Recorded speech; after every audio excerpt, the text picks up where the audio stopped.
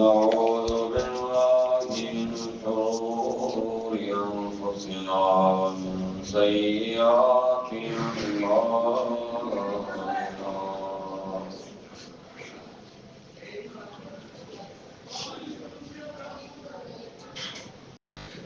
من يهده الله فلا مضل له ومن يضلل فلا هادي له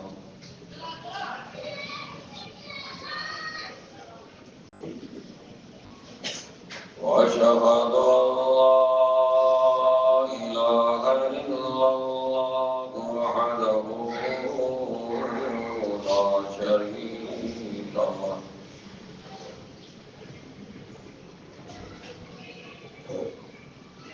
وأشهد أن محمدا عبده ورسوله وأرسله بالحق بشيرا ونذيرا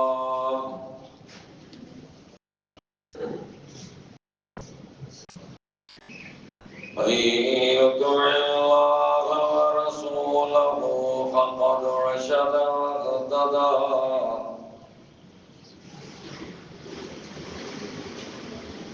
ومن يعص الله ورسوله فقد ضل وغوى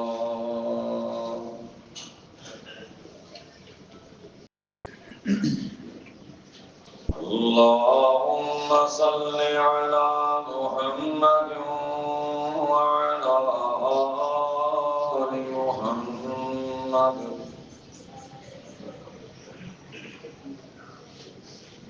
كما صليت على إبراهيم وعلى آل إبراهيم إنك حميد مجيد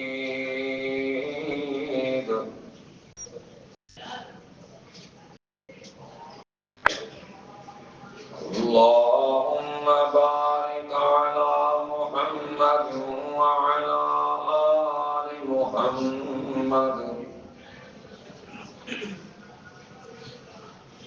كما باركت على إبراهيم وعلى آل إبراهيم إنك حميد مجيد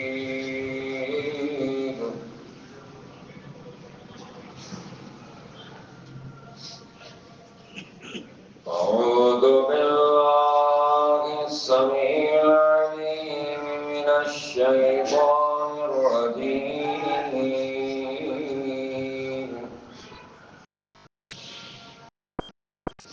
بسم الله الرحمن الرحيم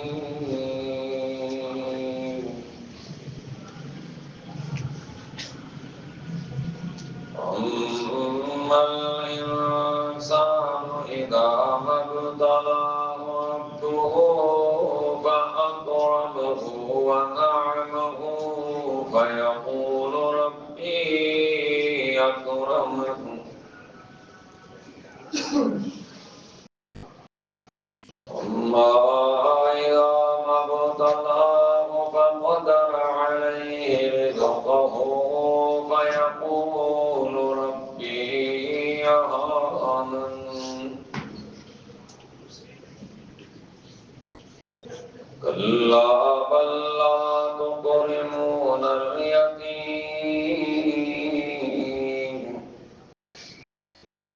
ولا تحاضون على طعام المسكين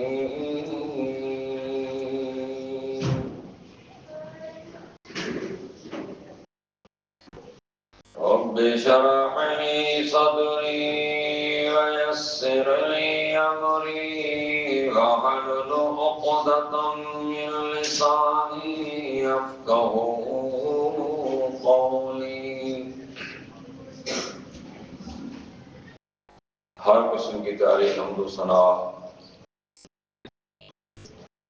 بزرگی بڑائی اللہ وحدہ لا شریک کے لیے ہے جو پوری کائنات کا تنہا خالق اور مالک ہے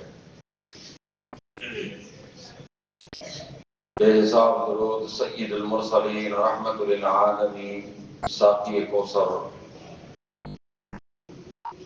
احمد مجتبی محمد مصطفیٰ صلی اللہ علیہ وسلم کی ذات گرامی پر جن کو اللہ تعالیٰ نے پوری کائنات کے لیے رحمت بنا کر مبعوث فرمایا۔ مختصر حمد و صلوات کے بعد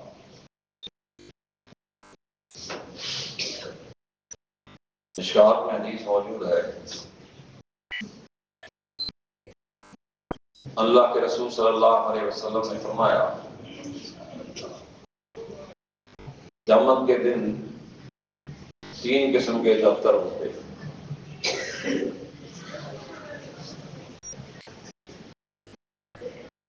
ایک دفتر والا، ایک کتاب والا وہ ہوگا اس کی بخشش نہیں ہوگی، اسے معاف نہیں کیا جائے گا۔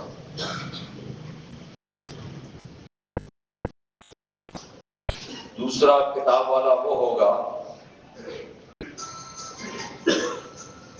اسے چھوڑا نہیں جائے گا۔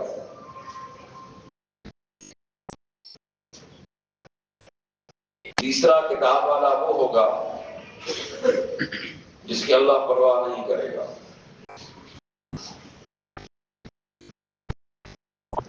پہلی کتاب والا بندہ لا یغفر، اس کی بخشش نہیں ہوگی، اسے معاف نہیں کیا جائے گا۔ یہ اللہ کے ساتھ شریک کرنے والا بندہ تھا، اس کی موت اس حالت میں آئی کہ یہ مشرک تھا، اور رب کریم کا یہ وعدہ ہے، اس نے اپنے آخری کتاب قرآن مجید میں اعلان کر دیا ہے کہ اللہ اس بندے کو ہرگز معاف نہیں کرے گا جو شرک میں مر چکا۔ وَيَغْفِرُ مَا دُونَ ذَلِكَ لِمَن يَشَاءُ، اس کے علاوہ جسے چاہے وہ معاف کر دے۔ تو شرک کی نحوست کی وجہ سے یہ بندہ اللہ تبارک و تعالیٰ کی رحمت سے دور ہو گیا، اور فارغ ہمیشہ کے لیے جہنم اس کا مقدر بن جائے گی۔ اللہ مجھے اور آپ کو بھی شرک سے پناہ میں رکھے۔ کہا کہ ایک وہ کتاب والا ہے، دوسرا کتاب والا اسے اللہ چھوڑے گا نہیں۔ کیوں نہیں چھوڑے گا؟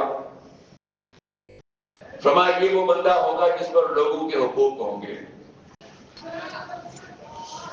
کیونکہ اللہ تبارک و تعالیٰ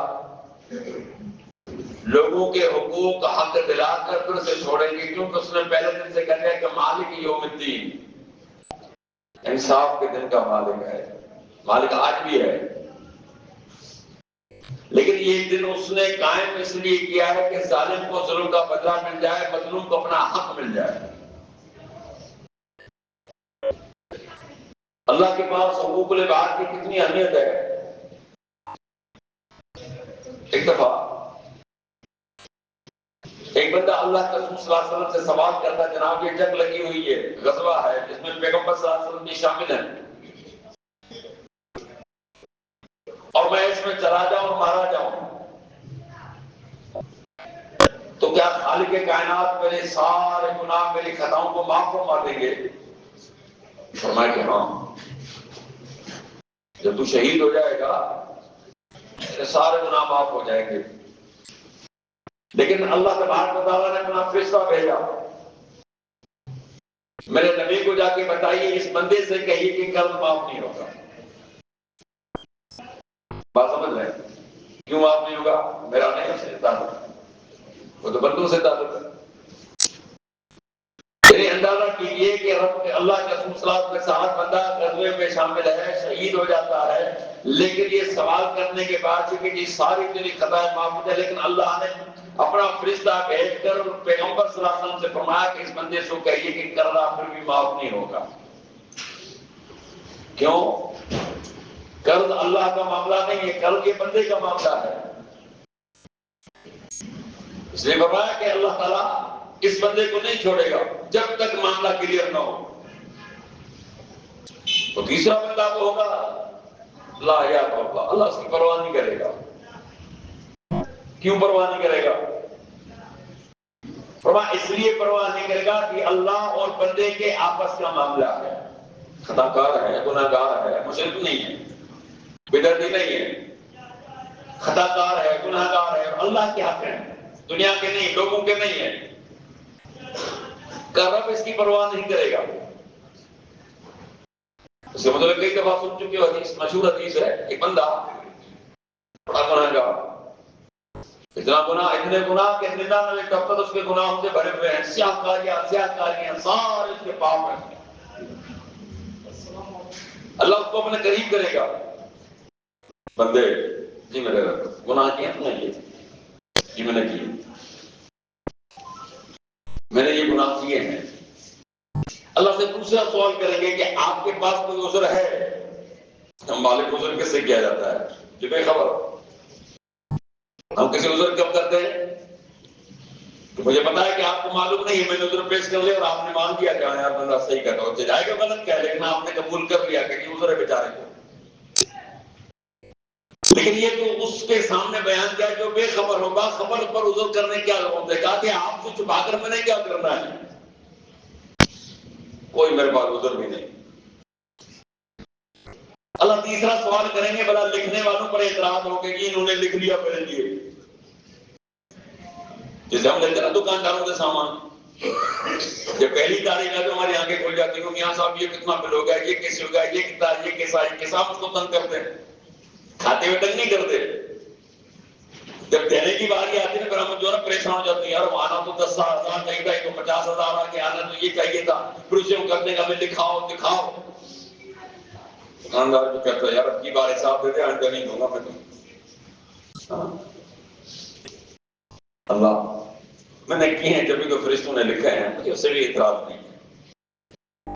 اللہ فرمائے گا ٹھیک ہے تیری ایک نیکی اترا لیا ہو، بندہ ششدر ہو جائے گا، حیران ہو جائے گا، پریشان، ایک نیکی، یہ 99 دفتر جو نگاہ آتے نگاہ تک اتنے لمبے ترنگے ہیں، اور رب کہہ رہا ہے کہ نیکی جا لے، نیکی نیکی لے آؤ،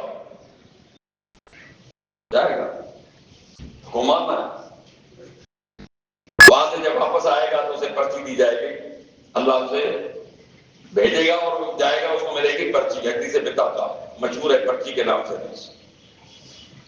پرچا بھی نہیں، یہ کلمہ توحید کی پرچی ہوگی۔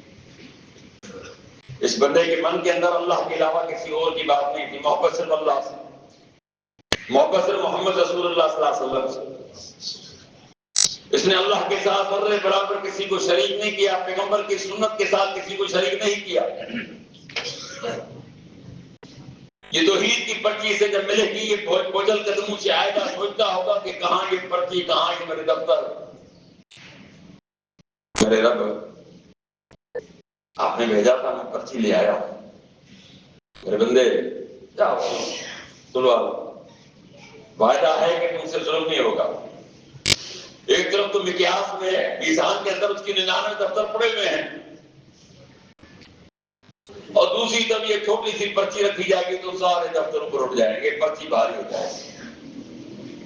پھر فَمَنْ ثَقُلَتْ مَوَازِينُهُ فَهُوَ فِي عِيشَةٍ رَاضِيَةٍ، اس کا اپنا قانون ہے کہ جس کے نیک اعمال بھاری نکلے وہ عیش و آرام کی زندگی گزارے گا۔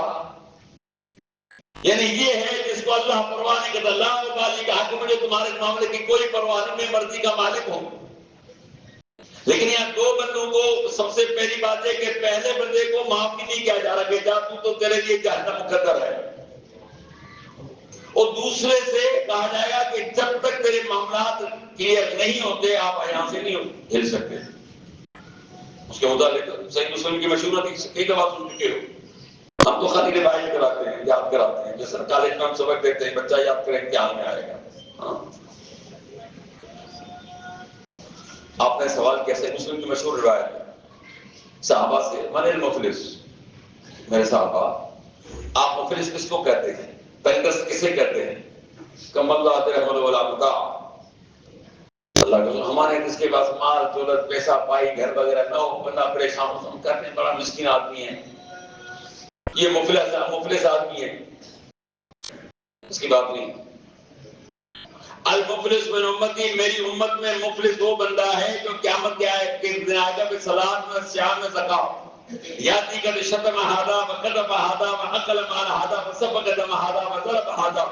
میری امت میں مسکین وہ بندہ ہے، مفلس وہ بندہ ہے، تنگدست وہ بندہ ہے کہ قیامت کے دن جب آئے گا تو اس کے ساتھ نمازیں بھی ہوں گی، اس کے ساتھ زکاتیں بھی ہوں گی، اس کے ساتھ روزے بھی ہوں گے. یعنی نمازی بندہ بھی ہوگا، روزے رکھنے والا بھی ہوگا، زکات ادا کرنے والا بھی ہوگا، بڑا اچھا آدمی ہے. لیکن یہ آدمی کا شتم ہذا،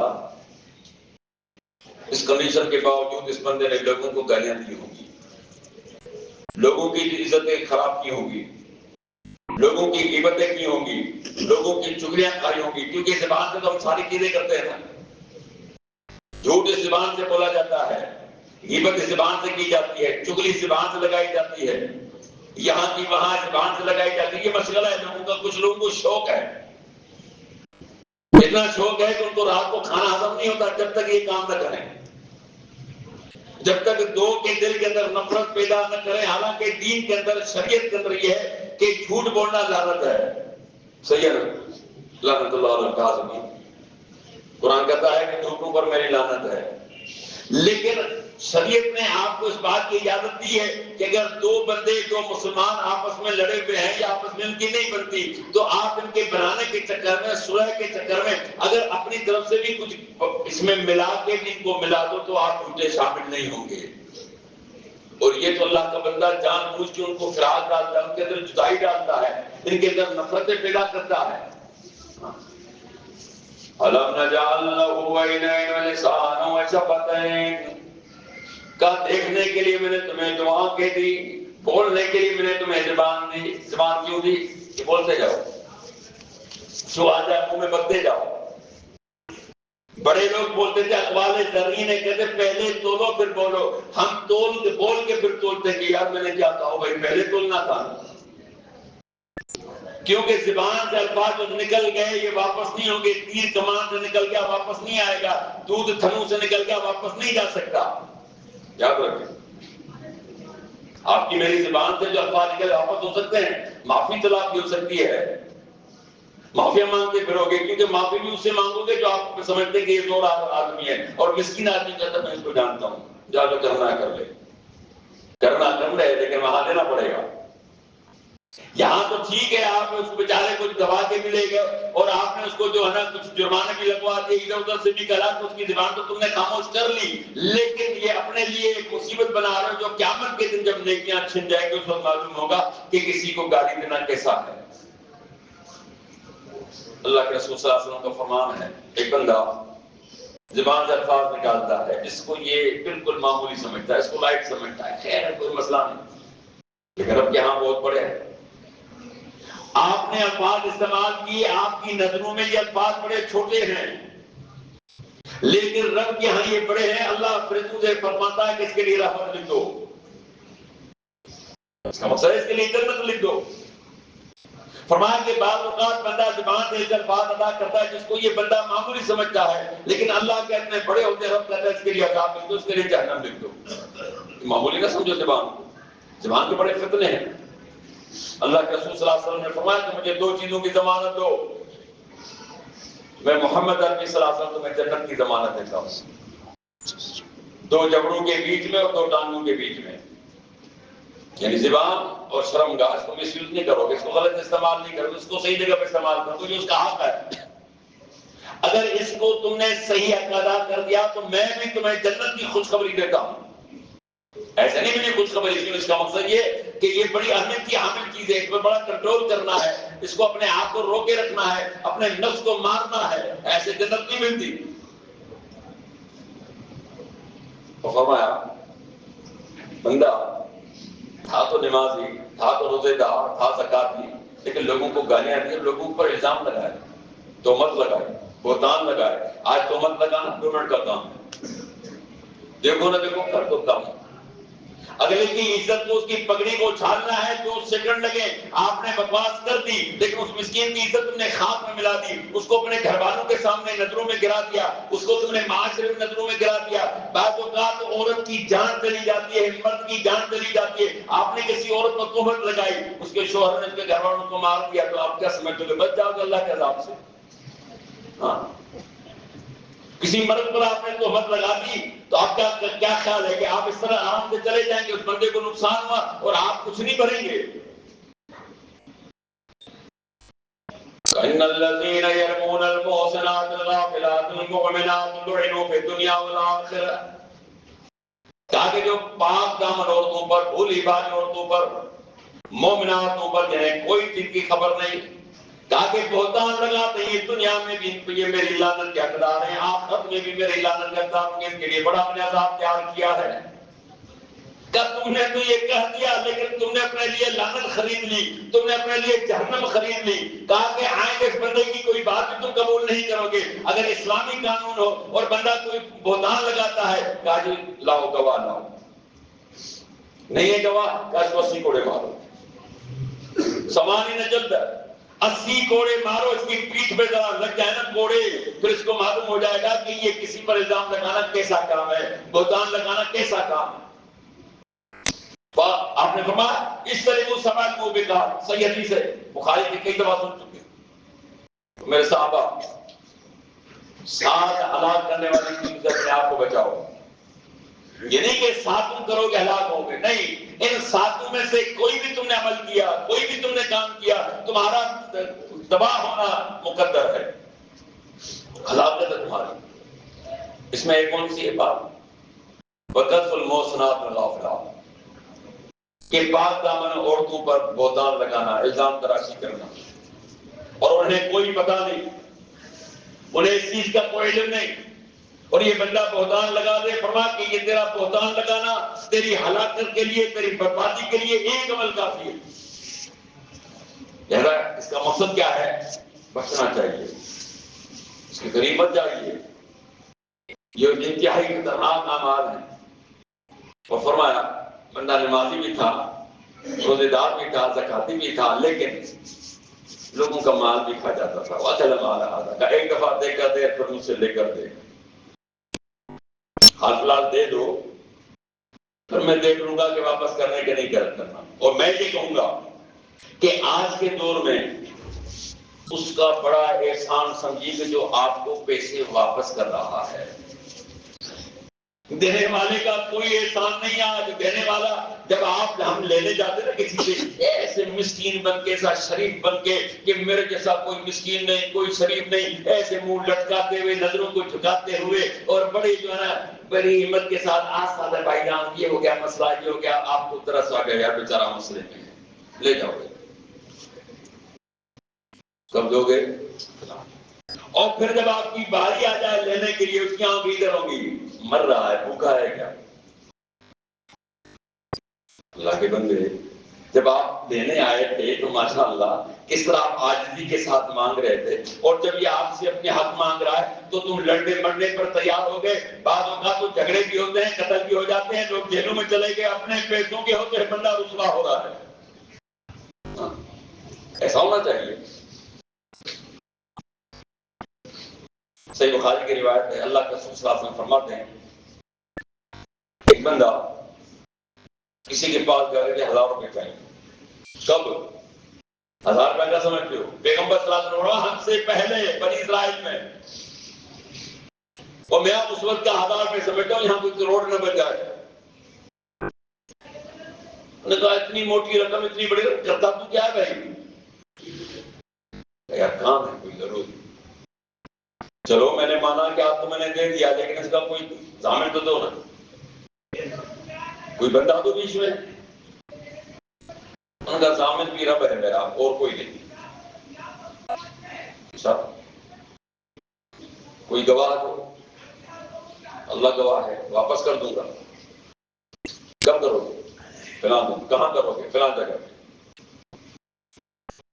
ایک آدمی تھا، وہ دینے والا، 1000 روپے دے دیا، کیا کام کرنا، یہ گیا اپنے کام کاج میں لگ گیا جو اس نے کام کرنا تھا۔ اب وہ دن آ گیا کہ اس نے پیسے واپس کرنے ہیں، اس بندے نے پیسے لینے ہیں، کیونکہ 1000 کا بڑی رقم تھی، اس کو بھی اچھی طرح یاد تھی کہ فلاں بندے نے فلاں دن اور فلاں جگہ پہ مجھ سے وعدہ کیا ہے۔ وہ بھی آ کے وہاں بیٹھ گیا اور یہ پیسے لے کے بیٹھ گیا دریا کے کنارے۔ کوئی کشتی کوئی جہاز اگر آ جائے پانی کا، اس پر چل کے بندے کو پیسے دے آؤں، کیونکہ اس زمانے میں یہی سواریاں تھیں، گدھے گھوڑے کچر یا کشتیاں تھیں۔ یہ حالات کیا ہے؟ کوئی سواری نظر نہیں آ رہی، بیٹھا بیٹھا بندہ انتظار کر رہا ہے، کوئی آج کشتی نظر نہیں آ رہی۔ اور وہ دوسرا بندہ جو ہے آگے پانی کے بہاؤ میں بیٹھا ہوا تھا۔ آخر کار جب اس نے مایوس ہو گیا کہ لگتا ہے کہ آج سواری مشکل ملے، اس نے کیا کہ ایک بڑی لکڑی لی، اس میں سوراخ کیا، اس میں کچھ لکھا اور پھر پیسے اس میں بند کیے۔ اس زمانے میں نوٹ نہیں تھے، سکے تھے، سکے پانی میں گلتے نہیں ہیں۔ اللہ، چونکہ میرے پاس کوئی اور ذریعہ نہیں پیسے پہنچانے کا، ضمانت نہیں کہ میں نے بندے سے لیے تھے، کوئی پہنچا سکتا ہے، میں پانی میں چھوڑ دیا۔ اور وہ بندہ بیچارہ انتظار کر رہا ہے، دیکھا کب تو سورج بھی غروب ہونے والا ہے، اندھیرا ہونے والا ہے، اب یہ بندہ آتا تو آ ہی جاتا، اس کا مطلب یہ دھوکہ کر کے خیر ہے۔ اب یہ اس نے واپسی کی تیاری شروع کی۔ انہوں نے کہا کہ لکڑی موٹی بہتی آ رہی ہے، چلو اس کو جلانے کے لیے کام آ جائے گی، لے لیتے ہیں۔ اس زمانے میں گیس بتان یہاں تمہارے پاس ہے لیکن نہیں ہے، سمجھ گئے ہے بھی نہیں ہے جی، دن ماشاء اللہ سے آ جاتے ہیں۔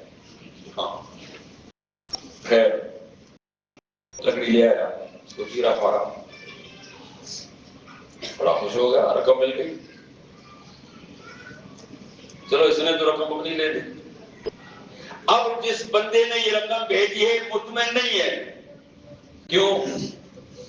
ضرور نہیں اس بندے کو ہاتھ لگے، لکڑی ہے وہ بھاگی جا رہی ہے، کوئی بھی درمیان میں لے سکتا ہے۔ اللہ کے بندے نے دوسرے پیسے جوڑے، پیسے بڑے تھے، کافی کچھ عرصہ لگ گیا۔ یہ بندہ دوبارہ اس بندے کے پاس جاتا ہے، اس سے پہلے تو معافی مانگتا ہے کہ یار دیر ہو گئی، کچھ مسئلے مسائل میں آپ سے نہیں آ سکا آپ کے پاس، یہ آپ کے رقم۔ اس بندے نے کہا کہ آپ نے لکڑی میں اس طرح کوئی رقم بھیجی تھی؟ کہا بالکل بھیجی تو تھی میں نے۔ کہا پھر جس کی ضمانت تم نے دی نا، اس مالک نے میرے پاس یہ رقم پہنچا دی، اب رقم اپنی لے کر واپس چلا جا۔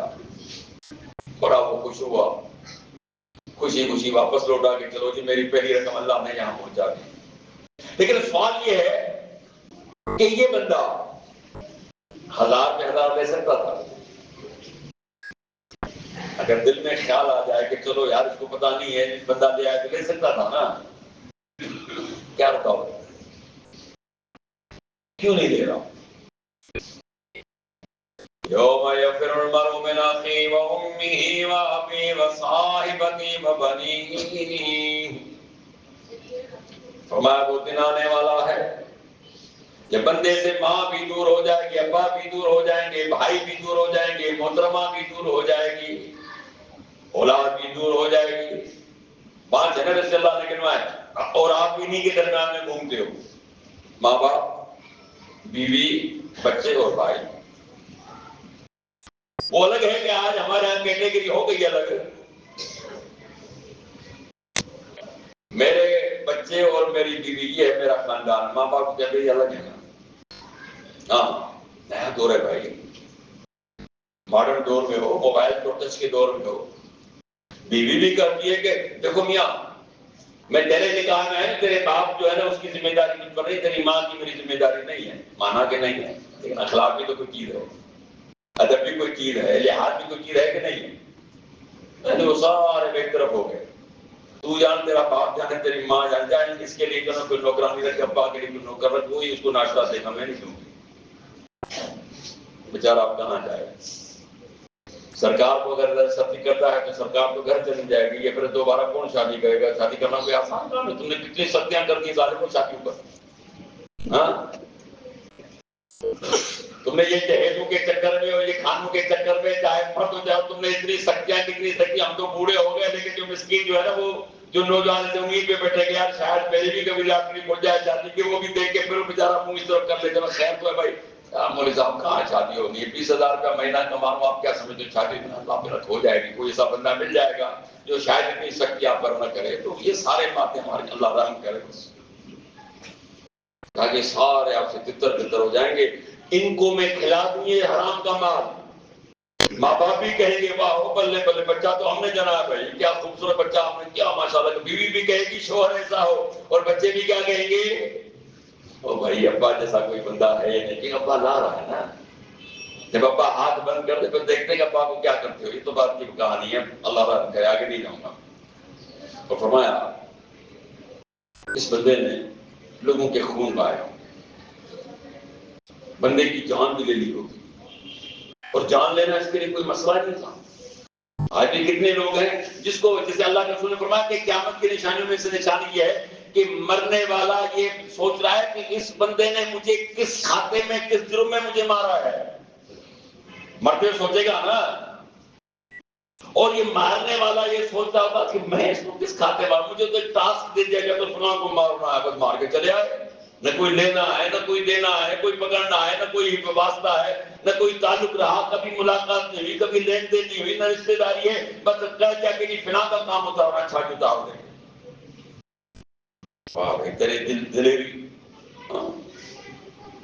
دلیری اس لیے کہ جرم کو سزا نہیں ہے.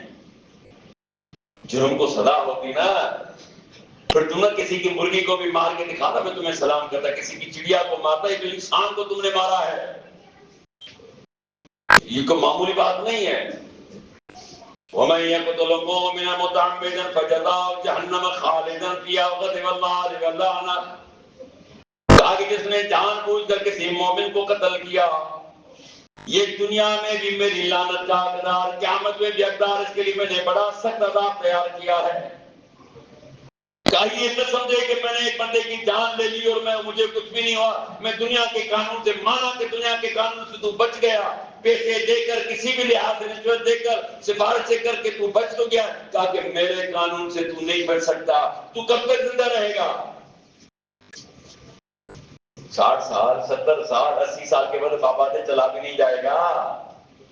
ہاں وہ ڈبل روٹی کھانے والوں مجھے بتاؤ، یہ پاپے کھانے والے کہاں تمہارے اندر اتنی ہمت ہے کہ 60-70 کے بعد اسے چل کے چلو؟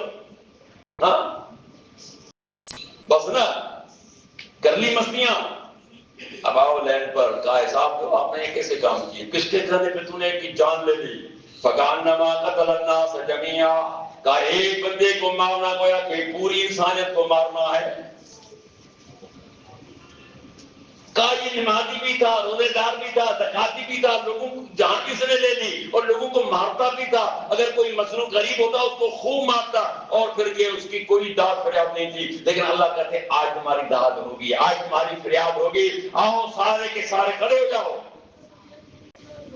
میرے پیغمبر صلی اللہ علیہ وسلم نے فرمایا سارے مظلوم آ جائیں گے کیونکہ ایک دوسرے کو پہچانیں گے، اللہ ایک دوسرے کے سامنے کھڑا کرے گا. وَلَا يَسَلُ حَمِيمٌ حَمِيمًا يُبَصَّرُونَهُمْ. بات کو سمجھو. کہا دوست کو نہیں پوچھے گا، کہا کہ میں اس کو دکھلا دوں گا. وہ نیا بات والے یہ تمہارا یہ بندہ دیکھ رہے ہو، یہ تیرا دوست ہے، جگری دوست، جس کو بڑا تیرا راز نام تھا، جو تیری بیوی بھی تیری راز نہیں چاہتی، تیرا دوست جب تک کھڑا ہوا ہے نا. کیا کرو گے؟ These are my two thumbs. کچھ بھی نہیں ہوگا، کوئی کسی کو پوچھے گا تک نہیں. اب اس بندے کو کٹہرے میں کھڑا کر دیا گیا ہے. یقول الانسان یومئذ این المفر کلا لا وزر الی ربک یومئذ المستقر. کا انسان چاہے گا بھاگ کر جان چھوڑ کا، خبردار بھاگنے کی جگہ نہیں، کہیں چھپ جاؤں گا کہ چھپنے کی جگہ بھی نہیں. بھاگ تو نہیں سکتا، چھپ تو نہیں سکتا. یہ حساب نہیں لوگوں کے تو نے جتنے لوگوں پر ظلم و زیادتیاں کی تھی اور تمہیں یہ ظاہر تھا کہ میں بچ جاؤں گا. مانا کہ دنیا کے قانون سے بچ گیا لیکن رب کے قانون سے تو بچ نہیں سکتا. فرمایا اس کے نیکیوں کا بٹوارا ہوگا. مر گیا تھا بیچارہ تو مال کا بٹوارا ہوا. کیا کہتے ہیں وہ 3 دن بڑی مشکل سے صبر آتا ہے گھر والوں کو. جی بچے لڑتے ہیں تو وہ فلیٹ جو وہ فلیٹ وہ تھوڑی سی اچھی ہے، وہ ابا مجھے کہتے کہتے بڑا جب کوئی دے لیے بری ہمارے پاس مثلا میں جان پوچھ کے پوچھتا ہوں، میں نے کہا ابا کو کتنے دن میں مرنے کو؟ کہا قاری صاحب 8 دن میں، خدا کا خوف کرو 8 دن میں کچھ تو صبر کر لو، اگر خدا کا باپ تمہارا 2-4 سال نہ مرتا تو کیا کرتے؟ تو مر گیا تو مال کا سارا بٹوارا ہو گیا جو جس کا، اور ہونا چاہیے، مجھے یہ انکار نہیں ہے، لیکن میرا مقصد ہے کہ ہم کتنی جلد بازی کرتے ہیں، اور جب کھڑا ہے رب کے سامنے زندہ ہوا تو اس کے نیکیوں کا بٹوارا ہو رہا ہے، فرمایا اس کی نیکیاں تقسیم ہو رہی ہیں، جا رہی ہیں نیکیاں، دیکھتا رہ رہا ہے، کچھ نہیں کر سکتا۔ وَلَا يُوسِكُ وَسَاقُ، ایسا چکروں گا کہ آج سے پہلے تمہیں کسی نے چکرا نہیں ہوگا، اب میری چکر میں ہے تو، یہ دنیا کی چکر نہیں، یہ دنیا کی ہتھکڑیاں نہیں ہے۔ خُذُوهُ فَغُلُّوهُ، رب صرف کہے گا پکڑو اس کو، 70,000 فرشتے بندے کو پکڑنے کے لیے آئیں گے، کتنے ہیں؟ ہمارے تو ایک بھی کافی ہے بھائی، 70,000 تقسیم ہو رہی۔ صحابہ نے عرض کیا اللہ کے رسول، بندے کی نیکیاں ختم ہو جائیں اب بھی لوگوں کے حقوق باقی ہوں، آپ نے فرمایا یہ بھی ہو جائے گا، کیا ہوگا؟ کہا جن کے حقوق گناہگار ہیں، جی ہیں، کہا اللہ کہے گا ان کی برائیاں جو ہے اس کے سر پہ پڑ، نیکیاں ختم ہو گئیں لیکن حقوق ختم نہیں ہوئے، اب بھی لوگوں کے حق باقی ہیں، حکم ہوگا کہ اس بندے کے اوپر ان لوگوں کے حقوق جو ہے، جو جن کے حقوق ہیں، ان کی برائیاں گناہ بھی ہیں، سر پہ تھوپو اس کے، حساب جو ہوگا تول سے ہوگا، ایسا نہیں ہے، ہر گناہ ثواب اس کی نیکی کا تولنا ہے، وزن ہے، اللہ نے ایک کا وزن رکھا ہوا ہے، اس وزن کے مطابق اس سے لیا جائے گا، اس وزن کے مطابق اس سے دیا جائے گا، یاد رکھیں۔ لوگ کہتے ہیں کہ نیکی کا وزن کیسے ہوگا؟ میں نے کہا آپ کار لے کے جا رہے ہو موٹر وے پر، وہ دور جو ہے نا بندہ پتہ نہیں کتنے کلومیٹر کھڑا ہوا ہے اور اس نے دوربین لگا رکھی ہے، رفتار جو ہے نا اس نے قبض کر لیا کہ اتنی رفتار، گاڑی کی رفتار کتنی آ رہی تھی؟ 120 آ رہی تھی تو 150 پہ آ رہا تھا، اس کا مطلب ہے کہ آپ نے مقدار رفتار کو قبضہ کر لیا، آپ لائے اس کو تم ناپ میں، تو کیا اللہ ہماری نیکیوں کو ناپ میں نہیں لا سکتا؟ تو نہیں کیا مشکل؟ آپ نے فرمایا کہ جب سارے سب کچھ چھن جائے گا، یہ ہو جائے گا مفلس، ثم طرح فی النار، اسے گھسیٹ کر جہنم میں داخل کر لیا جائے گا۔ اس لیے میرے پیغمبر صلی اللہ علیہ وسلم نے فرمایا کہ لوگوں، اگر ایک دوسرے کے حقوق تم پر ہیں تو دنیا میں معافی تلافی کرو یا لے دے کے اپنی جان چھڑا دو، ورنہ وہاں تو کوئی ایک نیکی دینے کے لیے بھی تیار نہیں ہوگا۔ بس رب سے یہ دعا ہے کہ رب کریم مجھے اور آپ کو حقوق العباد ادا کرنے کی توفیق عطا فرمائے، اور اللہ کے اس کے رسول کے حقوق اور جو لوگوں کے سارے حقوق ادا کرنے کی توفیق عطا فرمائے۔ وآخر دعوانا ان الحمد للہ رب العالمین۔